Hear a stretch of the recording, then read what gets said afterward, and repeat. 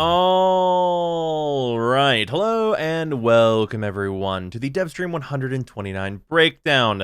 So, this is the first Devstream after a Tennocon, and that means there's not a whole lot to talk about, as, to be expected, really. So, this is probably going to be a rather short video, so let's get to it. First and foremost, we have another deluxe in addition to all the ones we saw at Tennocon, and this is an update on the Zephyr Deluxe that we saw a long time ago. And it looks like this. And it looks pretty much completely different than it did the last time we saw it.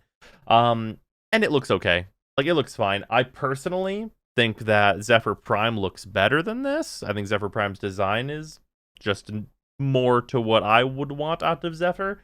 But this seems fine. I'm sure some people will like it. It's got more of a kind of cloak look to it and stuff like that. It's a little bit smoother, not as many hard edges and stuff. So it's going to be some people's taste. If you want to have another skin for Zephyr, that's a thing. Aside from that, some clarification on the Deviri Paradox stuff. Obviously, we know that the operator that was in the Deviri Paradox trailer, not Hayden Tenno, as confirmed explicitly again on today's dev stream. And we got some important information that cosmetics for your operator will work on older operator. So that's important information because you're not going to have to, just buy all new cosmetics for aged up operator. Also, very hard confirmation that it is aged up operator and you are going to be able to play as them. So that, for anyone who was wondering, is the thing with the Deviri Paradox. And then asides that, we have the Vauban Rework, which was briefly mentioned, and it is the next rework, but no real news on what we're going to see for changes or anything like that. And then, extremely importantly, we are getting look link and build link. These are in-game only. However, they are really nice features for the game. Basically, what happens here is you have look link, which is if you are in your appearance menu, there is going to be a little button in the top right. You're going to be able to click that, and then you can link your entire cosmetics loadout into chat. So if you want to share your cosmetics with your friends in-game, you can do that. That is super useful in a more local way, let's say.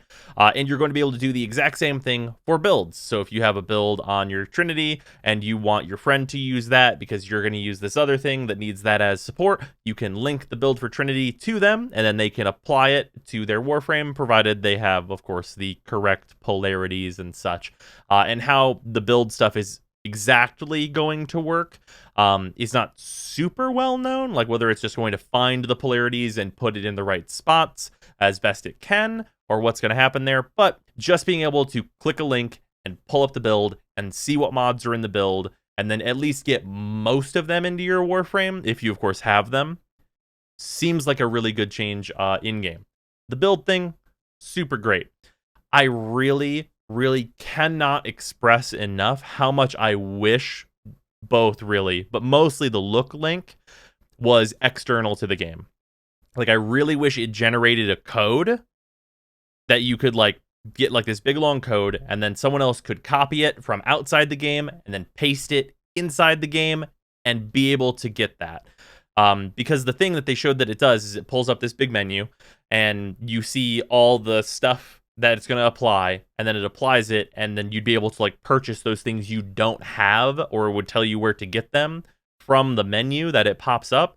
And if that was outside the game, it would be such an awesome convenience for myself and many others, but also money-making opportunity for DE, I feel, where you see this really cool thing, say you're on Twitter or on Reddit or on the forums or whatever, and it's this dope screenshot of an awesome looking Warframe, and it has a code with it. You copy that code, you paste it into Warframe, and then it tells you all the cosmetics, and it goes, would you like us to apply this? That'll be 400 platinum. That would be so fast and convenient a way for them to sell so many fucking cosmetics. Unfortunately, we're not getting that as far as we can tell. I would love to see that happen in the future, and this is at the very least like a kind of mid-step to that, I would hope. But that is unfortunately not what we're getting. We're only getting in-game linking as you would link a mod or a weapon in-game. Moving on, blink on all Arcwings. Basically, there was some clarification that the Itzel is losing blink and it's going to get a ripline-like ability as like Valkyr has. That sounds absolutely useless when you could simply teleport, as all of them are going to have blink now, unless there's a really annoying cooldown on blink. That would be really unfortunate and be turbo lame, because there's no cooldown on blink currently, and that's part of what makes it so super fun and fast. So hopefully DE understands what the good part about blink is, and doesn't fuck that up, but calling it a dodge, and because the way dodges are, made me a little worried about it. So hopefully that's not bad, but we'll have to literally wait until they do this big Arcwing rebalance they're talking about in order to know whether or not it will be good. And then we have a rough release time for Empyrean, which is this fall. And I'm going to be completely honest with you, we are exceedingly close to this fall. And December is supposed to be the new war. That is a pretty short amount of time for releases to happen, because we've got 4 months until it is December. Like, it will be December. And because of that, December is when the War Within, or the new war, needs to come out.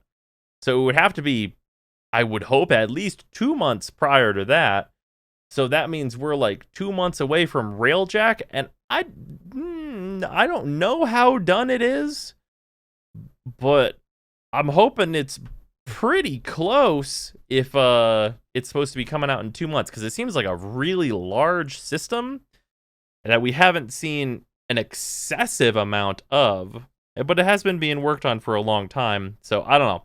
Release schedule seems sketchy. It seems to me like we might see Railjack in December, which is when the new war was supposed to be, and then probably like February, or maybe even later than that, would actually be the new war, just given how these big releases have been going recently. So don't actually get your hopes up for Empyrean to be this fall, probably, in all kinds of realness. However, coming up very soon, as in next week, we have a weekend booster, which I believe is credits, coming up next weekend. And vaguely, there may be an event to go with it. Rebecca talked about there potentially maybe being an event to go with it. And that would be good. That would be a good thing to do, is to have an event to go with that. That would be pretty ideal. But perhaps there would not be an event to go with it. It seemed pretty up in the air whether or not that will actually happen, though it seems that we are not going to get Gauss or Grendel for a little bit here, so an event would be very nice. But with that, we can talk about Gauss now. Obviously, Gauss is the Pikachu to Grendel's Snorlax. Apparently, they are going to try and release them together, which seems like kind of, like, it seems reasonable for these two to come out together. Like, they are kind of like opposites, and that's fun. But I feel like in terms of like actually releasing content, I feel like that kind of puts one to the side of the road, depending on who you are. Like, if you really want to play Gauss because you like to go fast, then Grendel coming out at the same time might not mean anything to you. Like, you might just skip Grendel entirely. I feel like if they released at different times, it would be more of a focus on each of them individually, and would also probably give DE a better glut of feedback, because like if they release just Gauss, they get all the feedback, make a few like hotfix changes maybe, and then the same for Grendel in his own kind of individual time frame. Feels like releasing them at the same time doesn't really allow for that, so we will see how that goes. However, we did see Gauss's abilities today, so we can talk about that just a little bit. So basically, his one is the super speed go fast, as we have seen at Tennocon and all that business. Looks super fun. He's incredibly fast. This is the base speed of this ability that we have been seeing. It is without mods, which is worth noting. So he is going to be considerably faster than we are even seeing him on these streams in all likelihood. And his 2, which I can finally talk about, is just direct damage reduction based on your speed gauge. So this is going to be physical cold heat electricity reduction, apparently, which is, for elementals, that's oddly specific. But most damage in Warframe is physical. So that's good. This is going to be a kind of Mesa-ish ability where it just reduces the damage you take. Gonna be super useful because you don't want to die. Turns out that's probably going to be one of your main goals, is not dying. So that should be super, super good for that. And then we have his 3. His 3 is 2 different things. It is a heat AoE and a cold AoE. The cold AoE slows everything down and does cold procs, as you might imagine. And then if you cast it again, it freezes everything solid. This seems to have a pretty decent base range. It could probably stand to be a little bit larger than it is based on what we saw on the Devstream.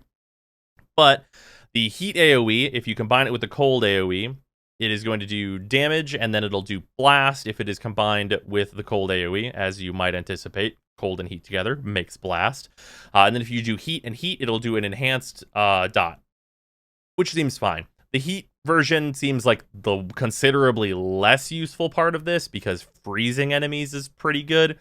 It basically makes double casting the cold part pretty much be Frost 4, which is solid. And then for his 4 is this overdrive mode that basically speeds up everything that he does. It like limit breaks his meter. He has faster reload. He has faster shooting. He has faster melee. He has faster sprinting. Faster. That's the whole thing that it does.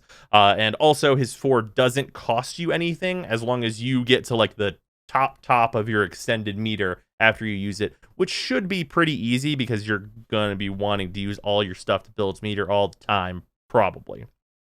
So Gauss looks cool, and I'm excited for him. I just wish there was more of like a solid date on when we would get to use Gauss, because if it's coming with Grendel, which they mentioned was like just being finalized on what he's even really going to do, that seems like that's going to be like a month away, which is a bit unfortunate, considering Gauss seems like he is so close to done. It seems like kind of a delay for Gauss to wait for Grendel, which is unfortunate.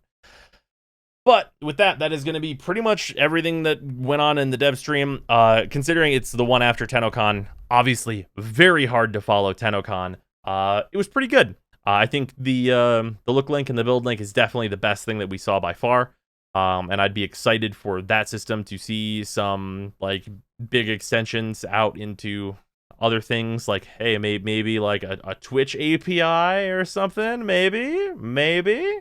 Or something like that, just to be more convenient for people to share their builds and share their cosmetics and all that stuff that makes Warframe. Would be nice if that stuff was easier and all kinds of good business like that. But that is going to do it for this video. I hope you guys enjoyed it, and I will see you tomorrow.